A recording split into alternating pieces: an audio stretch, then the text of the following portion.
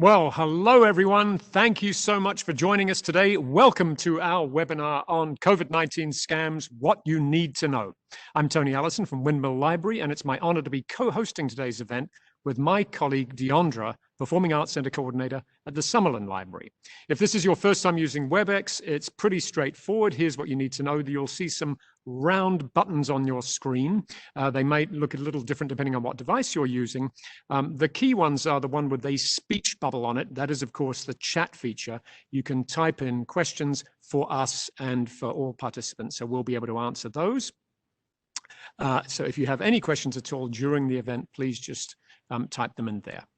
The button with the person icon on it opens the participant list, which will show you our names. Please note we are recording today's session so that we can feature it later on our YouTube channel virtually anywhere. And you'll find that at youtube.com/The Library District.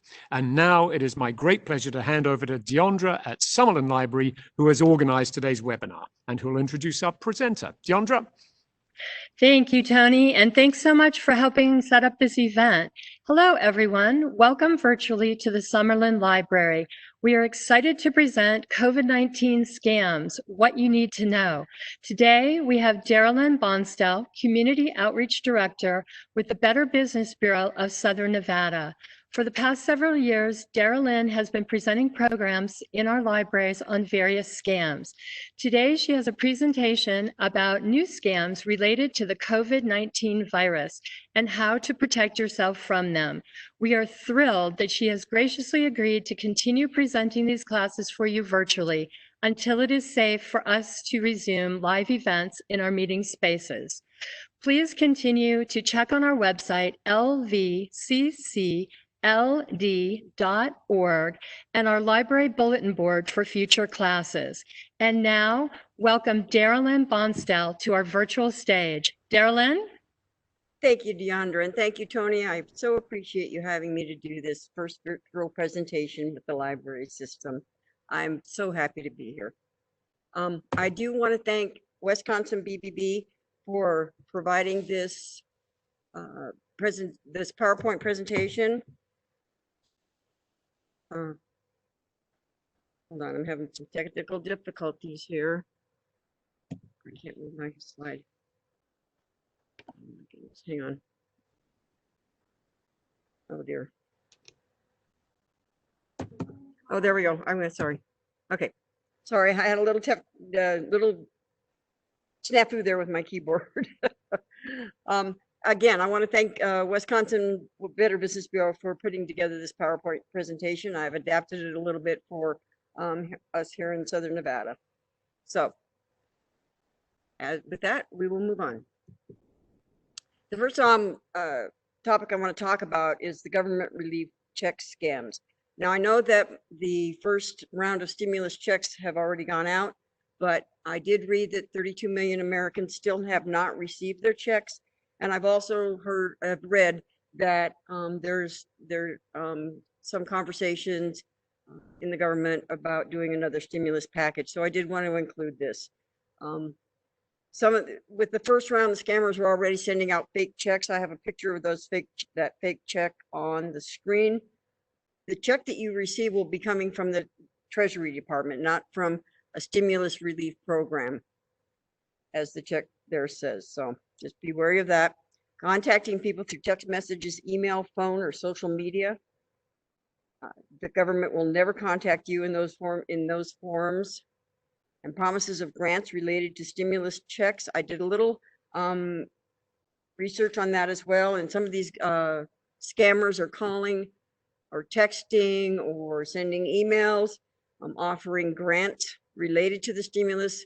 One in particular that I read about was from FEMA, and it said that make sure you guys, and this is a quote, make sure you guys fill out the application for FEMA assistance so you can get the $1,000 check next week.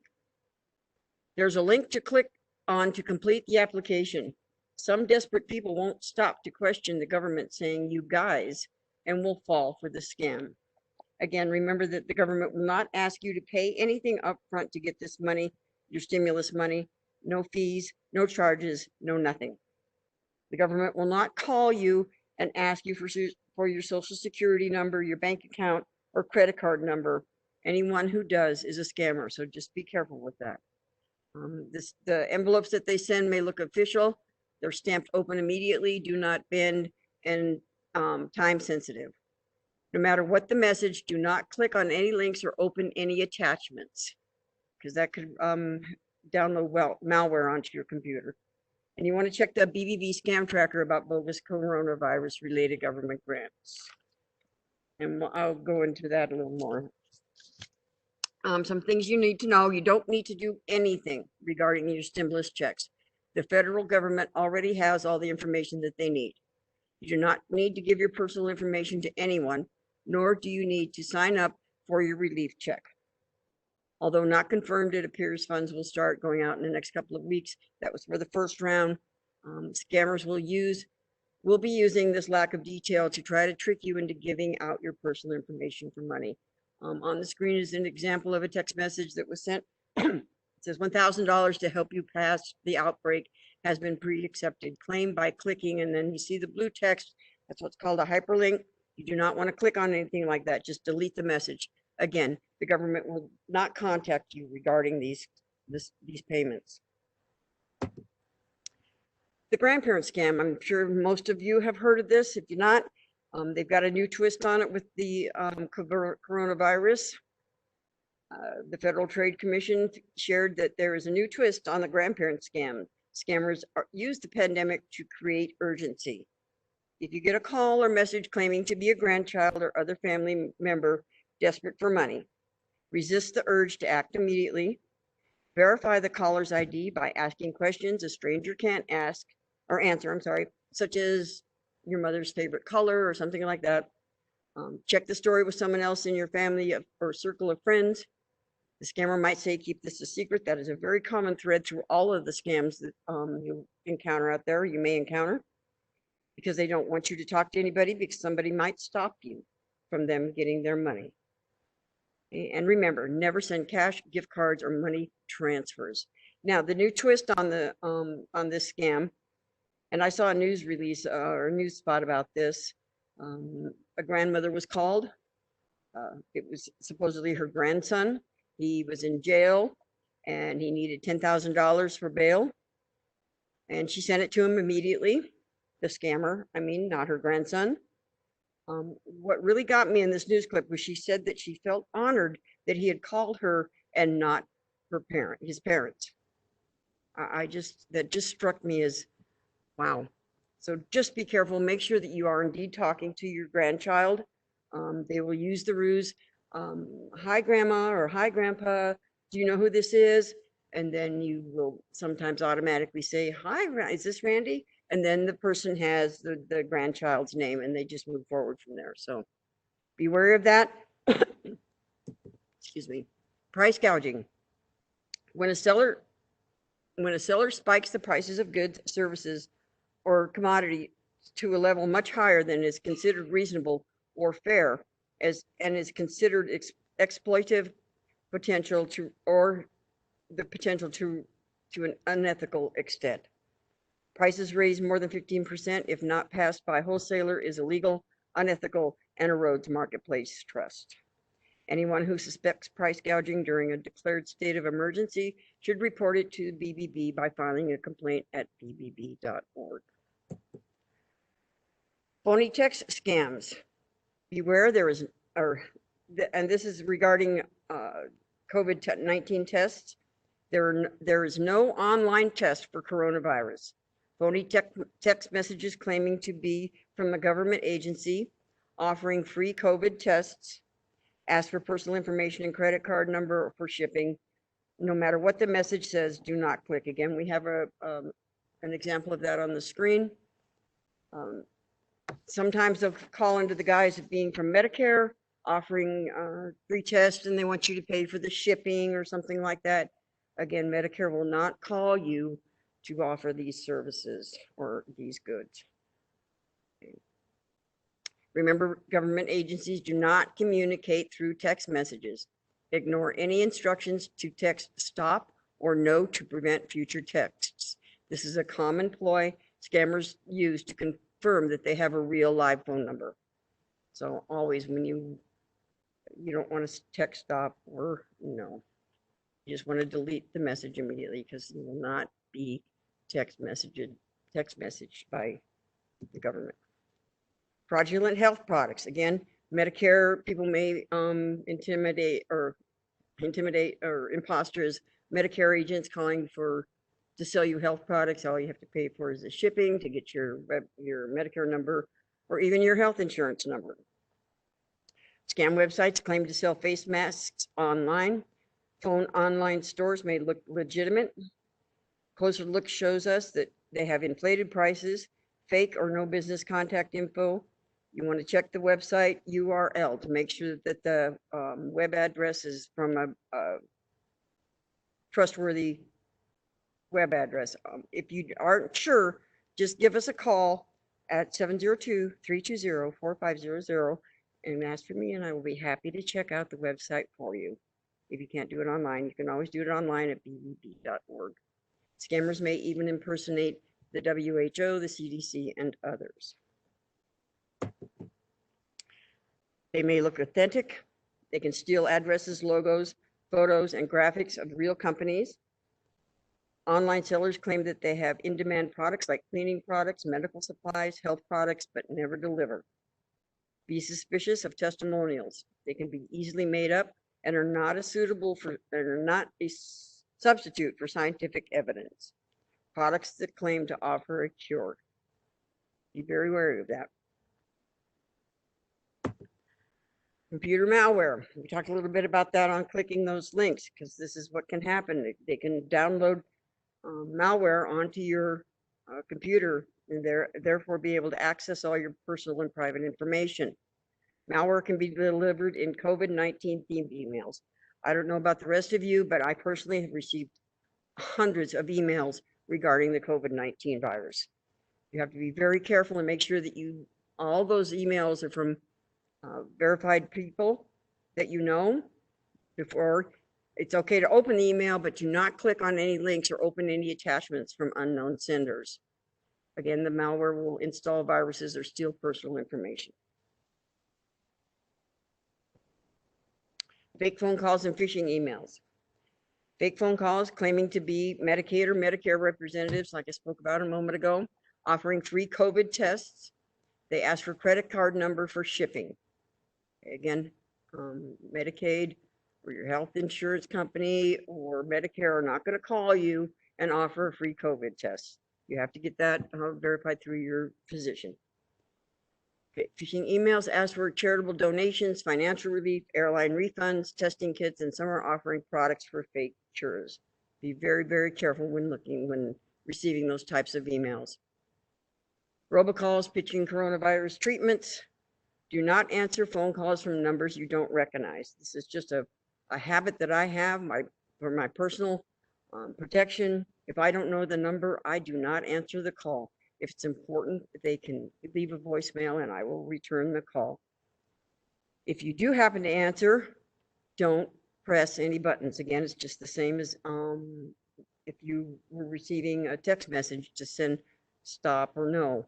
You don't want to push any buttons, even the one that they sometimes ask you if you want to be removed from their list, press 1. Please don't do that because it will let them know that they have a live number.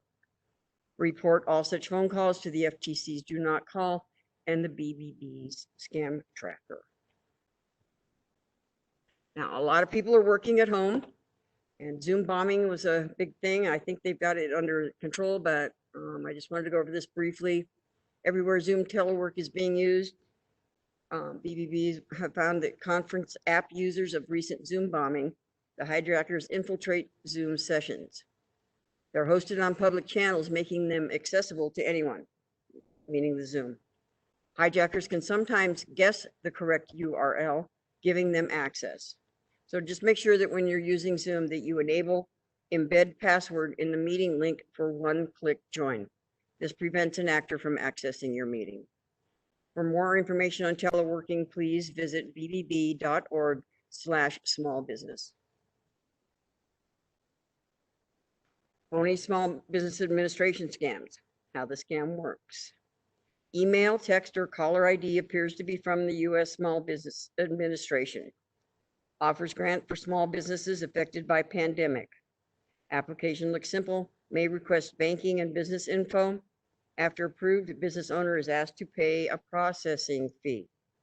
Now, a lot of you may think that if you get a call or an email like this, that it may be related to the stimulus package. Again, to the best of my knowledge, to get those stimulus funds, you must get it through your bank.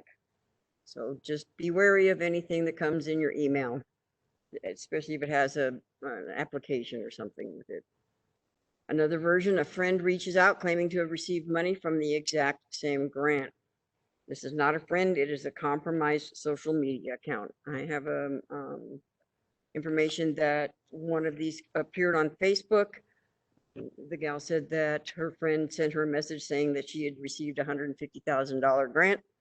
All she had to do was pay the I think it was $1,200 processing fee.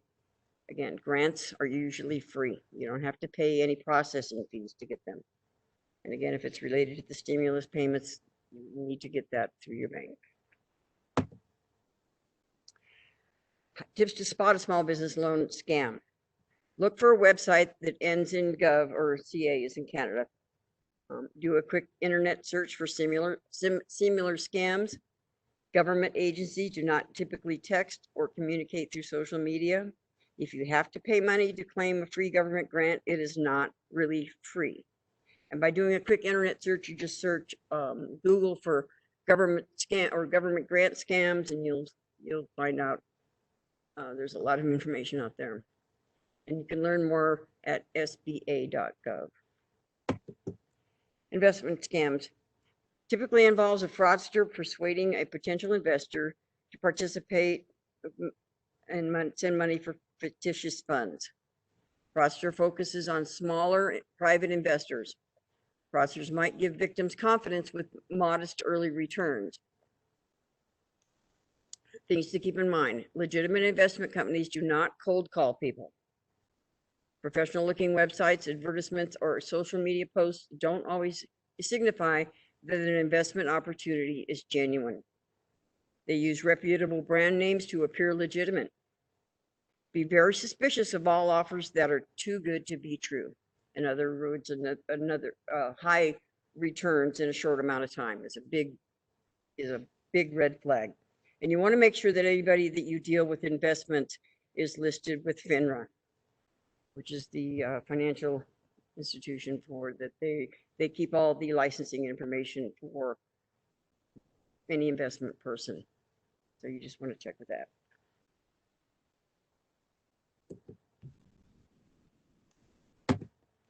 Working from home.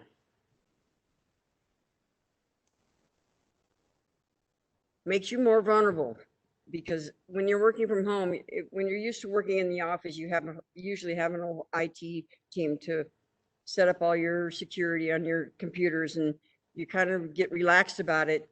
But when you're working at home, you don't really have that IT team behind your computer where you're working at home on your home network.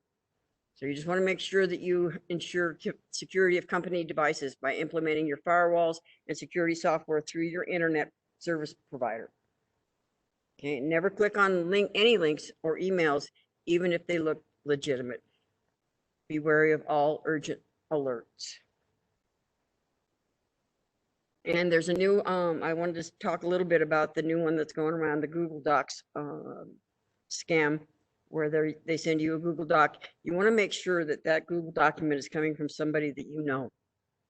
Usually when you receive a Google document, you have to go through a verification process with the person that sent you that Google Doc. So if that isn't there and you don't recognize where the Google Doc is coming from, you want to make sure that you check it out and make sure that that Google Doc is legitimate. It's very easy to, as you're working, to just, especially if you're used to receiving documents through, for your work, it can be easy to just kind of let it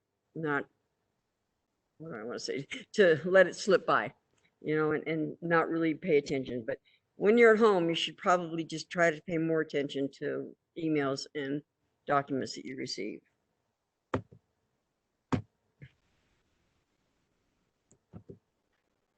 Okay, business email compromise, BEC scams. Be careful and suspicious of any email relating to your work responsibilities, asking you to provide information or be involved in a wire transfer. Big red flags. Confirm the authenticity of the sender. Is it really your boss? Don't proceed until you verify, particularly in regards to sending money. Make a phone call to confirm the authenticity of the sender. If it's an email from your boss or something, just give your boss a call and make sure that they did indeed send that information to you. Call your boss directly or in an email in a separate or email in a separate email. And this voice cloning software now is making it easy to impersonate your boss and even leave a voicemail. I did a little research on this, and what I learned was that they can get a recording of person's voices, sometimes from a voicemail greeting or from other places where they've, a business owner or something may have been speaking or something like that. But from the examples that I listened to, it's fairly evident that it's an AI produced, an artificial intelligence produced recording. It doesn't sound like it's real. So some of us can be tricked, but just be careful. To me, it sounded like it was pretty evident that it was not a real person speaking, but you just want to make sure that you're careful and just verify. Verify. Fake charities and donation requests. Scam emails try to con people into donating to fake fundraisers. Watch for common sounding names. You want to make sure that you utilize BBB's give.org. Verify a charity before making a donation. You want to make sure that it's a viable charity and that your money is going for the cause that you want it to. BBB Wise Giving Alliance suggests donors consider giving to experience relief organizations, such as the Red Cross or organizations such as that, or things that you're familiar with. Also, be wary of GoFundMe requests. Make sure that you know the person and verify that the cause is legitimate. Okay. Canceled event policies and refunds. Review the venue's cancellation policy. Check with your credit card company. Check with the distributor of the tickets. In other words, it could be a third party that you bought your tickets from. Review any ticket insurance if purchases. Contact the vendor and be patient. I have been reading a lot of complaints about the refunds. Most of the companies, I would say between 95 and 98% of the companies are doing refunds, but it's taking some time. They're operating under, reduced staff, and they're getting a lot of requests from all over the world. So just be patient. Most of them are doing the refunds. It's just taking a little time. So if you feel that you need to file a complaint with us, go ahead and do so. But just understand that it could take a little while. So, but as I said, I am seeing that most of the refunds are being processed. So, but just be patient. Now, on a positive note, how can you help?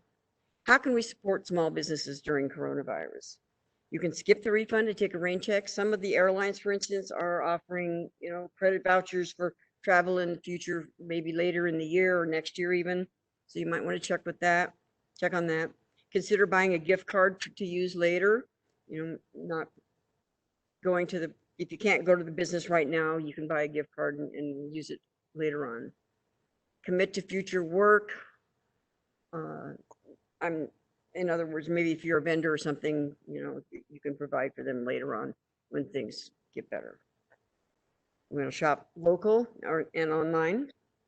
And we all know about getting takeout or delivery. So it's kind of a given right now. And if you're short on cash, I'm sorry. You want to make sure you can always write an online review at bbb.org if you've had a good experience with a company or it's a company that you like. And like or share your favorite small businesses on social media with your friends and family.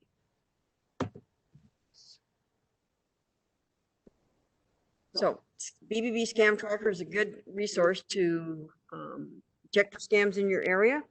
You want to go to bbb.org/scam tracker. And you can also report a scam there too. Whether you've been a victim or not, please take the time to report it. If you've heard about a scam, if a scam has happened to a friend, you can still report it there. Okay, so share your information. It helps others, and it also feels really good to vent, especially right now. So.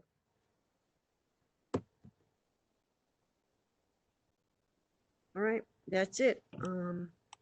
BBBs are mostly open for business through email and phone right now. I know that our office is, I think we're planning to reopen to the public on July 1st. I'm not certain of that, but just check with us. You can call us, and always we're there from 8 to 4 every day, Monday through Friday. And you can always go to bbb.org. And I also recommend that you go to bbb.org, scroll down to the bottom of the page. There's a gray area at the very bottom of our homepage on our website where you can sign up for scam alerts. It's on the left-hand side under for consumers. So you just go there, and that way you can be notified via email about current scams and things that are going on as they happen. So, and here's some of our resources and links. The FTC, whoopsie. There we go. Find a business, if you want to check out the legitimacy of a business or make sure that the web address that you have is good, you can check bbb.org and so on. I'll just leave that up for a minute. So if you want to copy anything. Thank you, Darrellyn, for providing such valuable information to our customers. Tony, do we have any questions today? Yeah, we do, Deandra. We've got a couple. First of all, Darrellyn, from Peter, how can you make sure a URL is genuine? Most often, you want to make sure. I'm going to use the example of Amazon.com. The address, the web address should read in your address bar at the top of your page. Should say https ://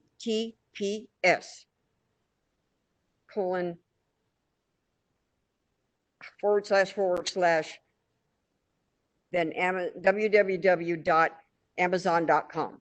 If there's anything else in that web address, then it's not correct. Or say it's bbb.org and there's a slash and it has some other information after that, or numbers, or a combination of words and numbers, then that should be suspicious to you, because it should just be bbb.org. Okay, does that make sense? Yes, thanks. And of course, if you go to the website yourself, or if you know the website yourself, right, by Amazon.com, you should be able to identify the real one, right? Exactly. And so what scammers will do sometimes is like I say, they'll add, additional information after the .com. They'll put a / and then put some other information after that. And that's usually a very good telltale sign that it's not a legitimate website. Got it. And we had another question from Jackie. Can you tell us more about these grandparent scams? How do they actually convince folks on the phone that they are, actually their grandkids? And I know you mentioned that, but can you just tell us a bit more about that? It sounds incredible. Can you tell us more about the grandparent scams and how these scammers actually convince people they're talking to a member of their own family? Okay, you wanna ask that person, if you're doing, my first recommendation is, if you get a call like this, to just hang up and don't engage with them in the first place. However, if you do answer the call and you are speaking to them, you want to verify that person is actually your grandchild by asking them questions that only family members would know. For instance, their mother's favorite color, or the name of a place they went on vacation when the child was young, or something like that a scammer would not know. Some kind of personal family information. You ask them that, and if they can't answer that, then you know that it's a scammer. Yeah, that's great advice. Thanks. Mm-hmm. Okay, anything else? And we had another question. I think if we can unmute Julie, Deandra, can we do that? And she'll be able to ask the question herself.